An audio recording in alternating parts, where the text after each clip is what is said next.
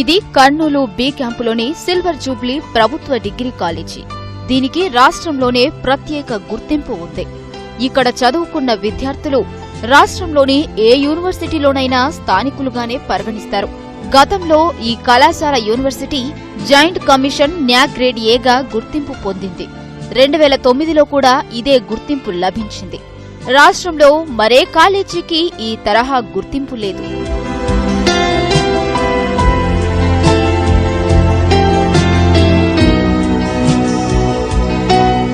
ఇంతటి ప్రత్యేకతను సాధించుకున్న ఈ కాలేజీకి ఘనమైన చరిత్రే ఉంది.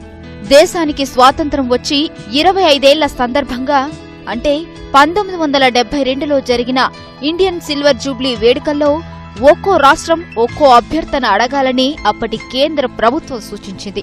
ఆ సమయంలో ఆంధ్రప్రదేశ్ ముఖ్యమంత్రిగా ఉన్న పివి నరసింహారావు రాష్ట్ర వ్యాప్తంగా కేంబ్రిడ్జి యూనివర్సిటీ మోడల్గా ఓ డిగ్రీ కళాశాల స్థాపించుకోవడానికి అనుమతి అడిగారు. ప్రధాని ఇందిరాగాంధీ పివి అభ్యర్థనను ఆమోదించి కాలేజీని మంజూరు చేశారు. అలా ఏర్పడిందే ఈ సిల్వర్ జూబ్లీ కళాశాల. 1972లో జారీ చేయబడిన జీవో ఎంఎస్ నెంబర్ 1316 ఈ జీవోను అనుసరించి ఈ కళాశాల ఆనాటి ప్రత్యేక పరిస్థితుల్లో నెలకొల్పడం జరిగింది. అంటే స్వాతంత్ర్యం వచ్చి భారతదేశ స్వాతంత్ర్యం వచ్చి 25 సంవత్సరాలు పూర్తయిన సందర్భముగా అంటే స్వాతంత్ర్యోత్సవ సిల్వర్ జూబ్లీ సందర్భముగా ఈ కళాశాలకు సిల్వర్ జూబ్లీ అని పేరు పెట్టి నెలకొల్పడము జరిగింది. రాయలసీమ నుంచి 22%, తెలంగాణ నుంచి 36%, అలాగే సర్కారు ప్రాంతం నుంచి 44% చొప్పున ప్రవేశము ఉంటుందన్నమాట. ఈ కాలేజీలో చదివిన విద్యార్థులు రాష్ట్ర వ్యాప్తంగా ఉన్న ఏ యూనివర్సిటీలోనైనా పోస్ట్ గ్రాడ్యుయేషన్ చేసినా స్థానిక అభ్యర్థులుగానే పరిగణిస్తారు. ఇక్కడ విద్యార్థులకు నాన్ లోకల్ అన్న పదం లేదు. ప్రస్తుతం ఈ కళాశాలలో 36% మంది తెలంగాణ విద్యార్థులున్నారు. రాష్ట్ర విభజన అనంతరం ప్రత్యేక ప్రతిపత్తి కింద మరో 10 సంవత్సరాలు ఈ నిష్పత్తిలోనే విద్యార్థుల ప్రవేశం కొనసాగుతుంది. దీని ప్రకారం మరో 10 సంవత్సరాల వరకు ఇక్కడ చదివిన 2 రాష్ట్రాలకు చెందిన విద్యార్థులు లోకల్ గానే పరిగణించబడతారు. ఈ యొక్క కాలేజీలో చదువుతున్న ప్రతి విద్యార్థికి ఏ యూనివర్సిటీ స్టేట్లో ఉన్నటువంటి ఏ యొక్క యూనివర్సిటీ అయినా లోకల్గా పరిగణిస్తారు. ఎందుకంటే ఈ యొక్క కళాశాలలో విద్యార్థులు చదువుకోవాలి అంటే ఒక స్టేట్ లెవెల్ ఎంట్రన్స్ ఎగ్జామ్ అనేది కండక్ట్ చేయడం అనేది జరుగుతుంది. ఆ ఎగ్జామినేషన్లో ఎవరైతే విజయం సాధిస్తారో వాళ్ళకి ఈ కళాశాలలో చదువుకోవడానికి అవకాశం కల్పిస్తారు. ఈ కళాశాలలో చదువుకున్నందుకు డిగ్రీ తర్వాత పీజీ కోర్సెస్లో ఏ కాలేజీలైనా జాయిన్ కావాలి అంటే ప్రతి ఏ యూనివర్సిటీ అయినా సిల్వర్ జూబ్లీ విద్యార్థులకు లోకల్గా పరిగణిస్తారు. ఇక సిల్వర్ జూబ్లీ డిగ్రీ కాలేజీలో చదివిన వారిలో ఎందరో ప్రముఖులు ఉన్నత స్థానాలను అధిరోహించిన వారున్నారు.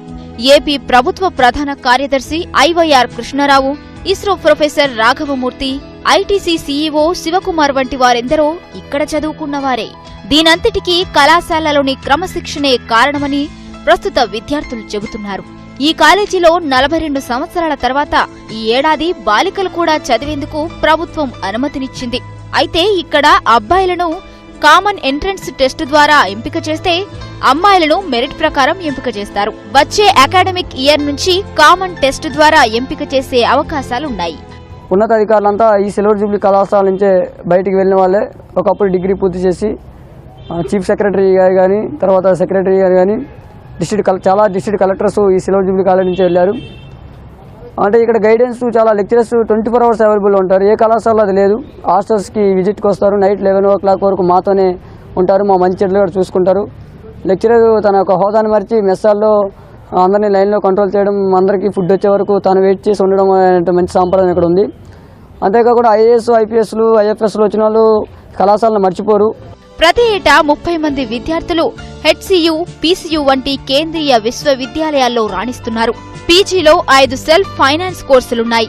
ఉత్తీర్ణత 99% ఉంటుంది.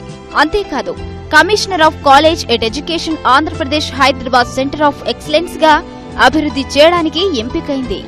రూసా రాష్ట్రీయ ఉచిత శిక్ష అభియాన్లో కర్నూలు క్లస్టర్ యూనివర్సిటీ ఏర్పాటుకు సిసిఈ ఎంపిక చేసింది. అంతేకాదు సెప్టెంబర్ 2014లో ఎన్ఐఏసీ రెండోసారి ఏ గ్రేడ్ గుర్తింపునిచ్చింది. ఎన్నో అర్హతలున్న ఇలాంటి కాలేజీలో చదువుకోవడం తమ అదృష్టమంటున్నారు విద్యార్థులు.